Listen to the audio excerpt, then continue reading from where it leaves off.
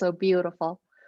I love being here with you, and I'm here because of Jane Abbott, because it was her idea. We've been friends for a long time around a lot of different issues. She mentioned just a couple, Nepal, and books and textiles. The list goes on for Jane and me. But today, she specifically invited me to speak with all of you about the project that I've just concluded in Afghanistan. And it was called the USAID-Afghanistan Promote Project, specifically Women in Government. And our goal was to move women forward. So I'm going to start with a PowerPoint presentation that frames the results of the project.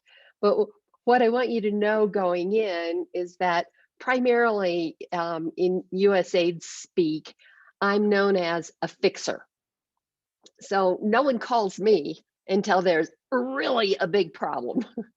And then they want the project fixed or the problem fixed or the project turned around. And I get great pleasure from doing that because I like finding those threads of opportunities when others have, basically given up where they stand. And Afghanistan is a land of opportunity, especially for young women today. It's also a land of challenges, and I'll talk about both of those things as we go forward. So could I have the next slide, please?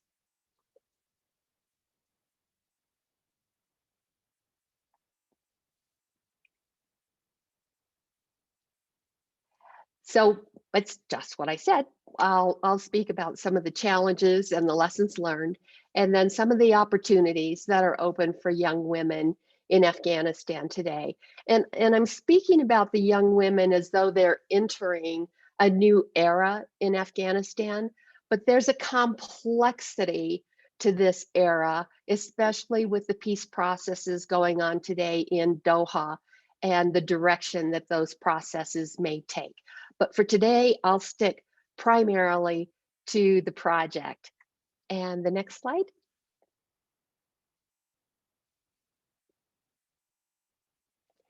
So I wanted to start out with some of the challenges and give you a snapshot of the country situation.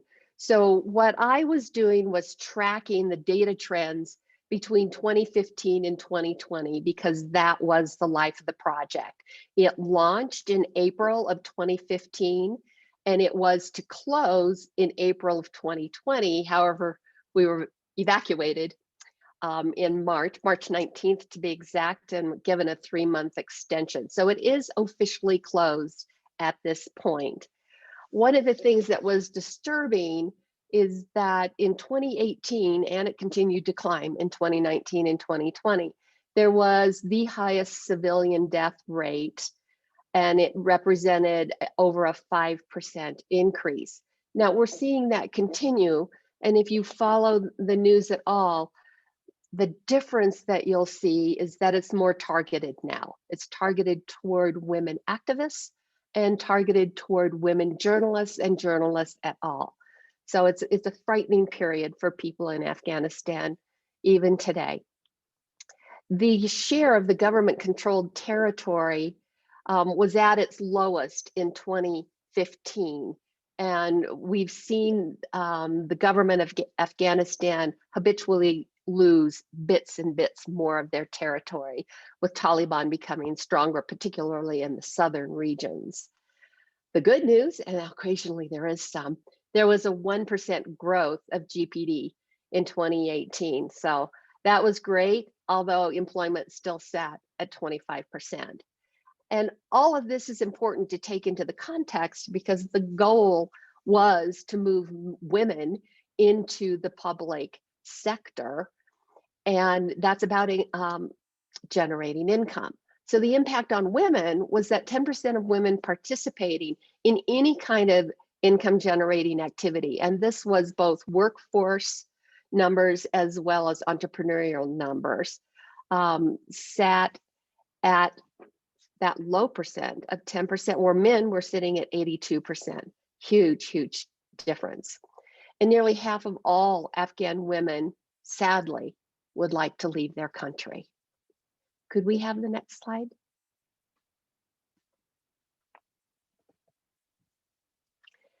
Positive trends. I had to put a little bit of good news in because Afghanistan is not known for a good news country. But this was some of the good news that we were able to suss. Public support for women's educational opportunities continued to climb, and in 2019 it was up to 87%. This, as I recall, came from an Asia Foundation survey. Also, support for women's work outside the home achieved the single year increase of 8%. That's a huge leap in Afghanistan. It went from 68% to 76% in 2019. And then the caution. While it's tempting to look at these as signs of growing support for women's rights or approving women's right for employment or even entrepreneurship as a measure of economic hardship, you know, it doesn't always turn out that way. Sometimes the surveys reflect more what you want it to reflect than reflecting what happens in the heart of the home. So it's really important to keep those kinds of things in mind as we look at what we consider to be positive trends. Next slide, please. So in my project, specifically, we worked helping women engage in getting jobs in the government of Afghanistan. And it's quite a difficult thing to do. So some of the 4 challenges that we hit, and I can drill deeper into the weeds should you desire it. There was significant change in the way the government does their recruiting. So the project started out following all the rules that the government of Afghanistan had set up in 2015. And then in 2017, all those rules were thrown out and a centralized system was implemented through the government's recruitment process. And this is all constructed through a government arm called IARCSC, Independent Afghan Reform for Civil Service Commission. And they controlled all of the centralization approaches. So as a consequence, there was a very slow pace of hiring and of onboarding women into these positions. As always, and as has been for the last 20 years, there's political uncertainty. And when it comes to women entering the workforce, there's a pervasive lack of political will. The other thing is that there was a very low level of technical understanding of how policy works. So you could be sitting in your own government office, in your ministerial office, and yet not understand how policy was developed or how you are responsible to apply it. That was a huge challenge. Next slide, please. So neither USAID nor the government of Afghanistan, or even in some aspects my own staff, really understood why it took so long for a woman to get employed in civil service, or why there were bottlenecks to it and what those bottlenecks were. So coming from an economic background, I of course had to have a value chain. So I designed a value chain that explained, here's what we were supposed to do by 2020. We were to train 3,000, well, we actually were to train or enroll 3,000, yeah, and we enrolled 3,901. And then they went through a full year of preparation to enter this new job field. They had 6 months of deep training in civil service skills, whether it was computers, finance, procurement, human resources, all of that was packed into this intensive 6-month period. Then they went into 3 months of pure leadership activities and trainings and projects. You know, there's something new that happens to me on technology every single Zoom call, and I do 5 to 9 Zoom calls a day. Let's have the next slide too. So that was a first. I've never been kicked off entirely. So I'll land on some good news here. So what did we achieve? we were able to enroll 3,901 young women, and we were able to graduate more than 3,000. We graduated 3,055. But you'll notice that there's a big difference in those numbers, and that's due to high attrition, whether it's people leaving the country, young women getting married, women having children. So attrition rates are quite high in Afghanistan. That was not a surprise to us. More than 1,700 women from this program are now employed across the government and in private schools.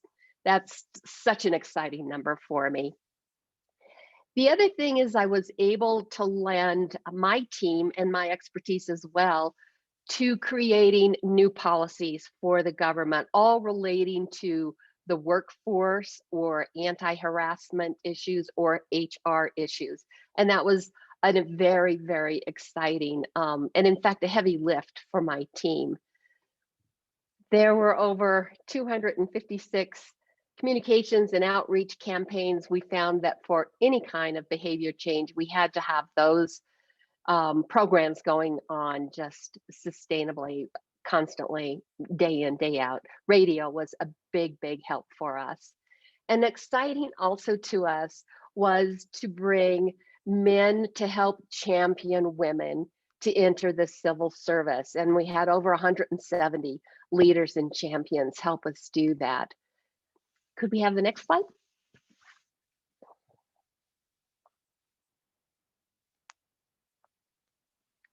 Well, what did we learn? We learned that it's quite difficult to keep the young women engaged in long-term trainings, much of it due to family responsibilities. We set expectations early on with the interns that joined the program, as well as with their key family member. That was really important. In fact, together, the intern and the male family member would sign the contract. It's also important to have consistent engagement and multiple channels of communication. It turns out what they liked best was WhatsApp. Male engagement, as I mentioned on the last slide, is so essential. The higher education does not effectively prepare women for the workforce. So they needed a tremendous amount of assistance, not just in the things that I mentioned earlier for skill sets, but also on basic things, interviewing, preparing a resume, job applications. And the other big lesson was that civil service demands more years of experience than most all of our young women had. So that was a constant barrier for them to get through the interview process. And we found that we could help them with their, or reframe their private sector experience, whether it was entrepreneurial or in the workforce, and reframe that so that it would close the gap and open more opportunity for them in civil service. And the next slide.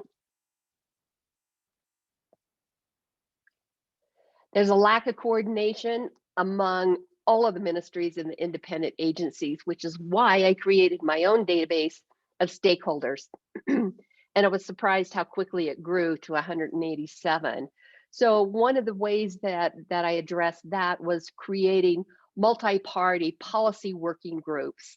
My team facilitated them, and then we would have the multi-parties come together so that we could specifically resolve issues around women in the workforce. But remember, this was only for entering public service. So we're just looking from the civil side, although it would be totally effective on a private sector side as well. And I wound up doing 3 separate groups so that they could focus on very direct issues. So one focused on workforce facilities and what was lacking, another focused on anti-harassment, another focused on policy. And that kept my team engaged and knowledgeable of the changes that were happening in the ministries. It was frustrating when we worked with ministerial staff, especially when we were trying to develop policies alongside them, because they often lacked the relevant policy experience. They didn't know how to frame it, they didn't know how to write it, they didn't know how to explain it. So that facilitative role, again, can really help improve existing policies and the legal instruments that are being created. And plus, you leave all of that knowledge within the ministry so they can go on with their policy and procedures growth. There's tremendous high turnover. Politics are fragile in Afghanistan, and this party or that party is in control, and whoever the minister is tends to have that downward spiral of turnover. So we learned that it wasn't only of use to have the ministers buy in to what we were doing with civil service, but it was essential to have the line managers, whether they were in HR or the planning and finance department, or the budgeting department. We needed to get to the line managers, which gave us a little more consistency from over the ministers or deputy ministers. And the next slide, please. What are the opportunities for the future? And are they the same opportunities that I wrote this a year ago? So let's look at the next slide. Let's see if I agree with what my opinion was when I wrote this. Capacity for women to pursue flexible careers. I think that's still true. And those 4 points hold true. And definitely, we need to build more coalitions of skilled policy, not just movers, but also the writers, the technical people that need to come with those skill sets. And then the power of media, whether it's social media, mainstream radio, or mainstream TV, it's essential for reaching the population. We actually found that leveraging radio and social media together bought us a higher percentage of listenership than just focusing on one or the other. And it became an age differentiator. The younger people like the social media, those 35 and up preferred radio or television. The other recognition is that many people don't have access to internet and much of the time even electricity. So we had to constantly be cognizant of who we could reach when. The next slide, please. And that's one of my executive interns right in front of my office. So that's the end of the presentation. And I know when I get excited about things, I talk really, really fast. So I apologize for that. And would be delighted to answer any and all questions that you might have.